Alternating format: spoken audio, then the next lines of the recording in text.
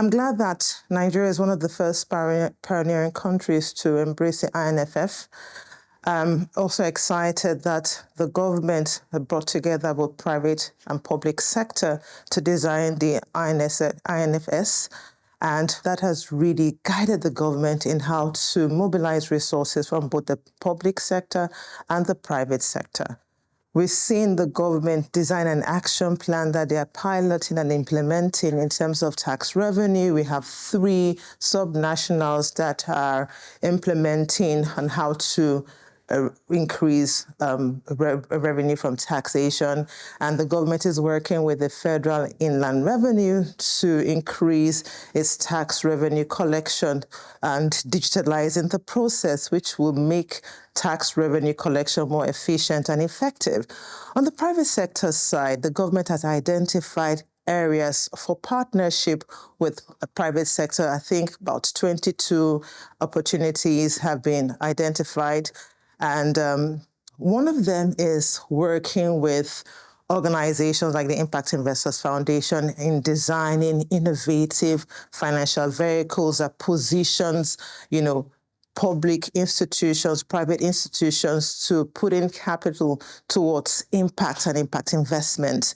We're proud at the Impact Investors Foundation to design the Wholesale Impact Investment Fund, which is a $1 billion fund of funds, and the first close is $100 million. We have the federal government of Nigeria committing to 50% of the first close, and that will catalyze private sector investment from pension fund administrators. We've engaged with pension funds. They're really excited about this opportunity. And one key factor that we were able to achieve is to get the pension fund regulator in the room while we're discussing, and they were happy to work with us. This will be a game changer if we can see more innovative financial vehicles that can crowd in more investments from pension funds and other institutional investors, because they do have massive capital that we can use to invest for impact and for sustainable development in emerging markets like Nigeria. This is one way in which we are taking advantage of the INFF framework to mobilize investment from the private sector.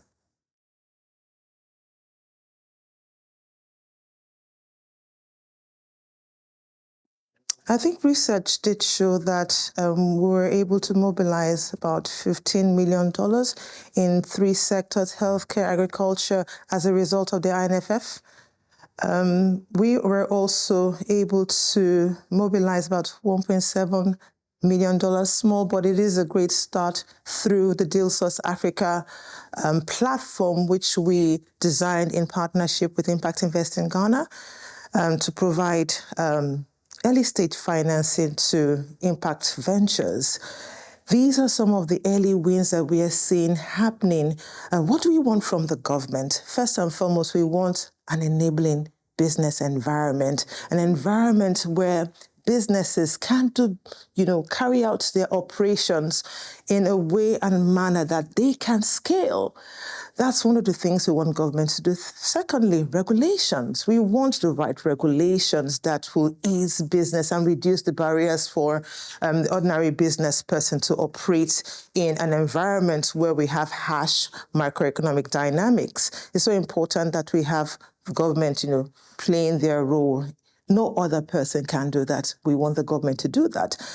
And we know that the private sector businesses have the potential to achieve economic development, job creation, and all of that. The government cannot do that. In Nigeria, we have close to about 40 million businesses.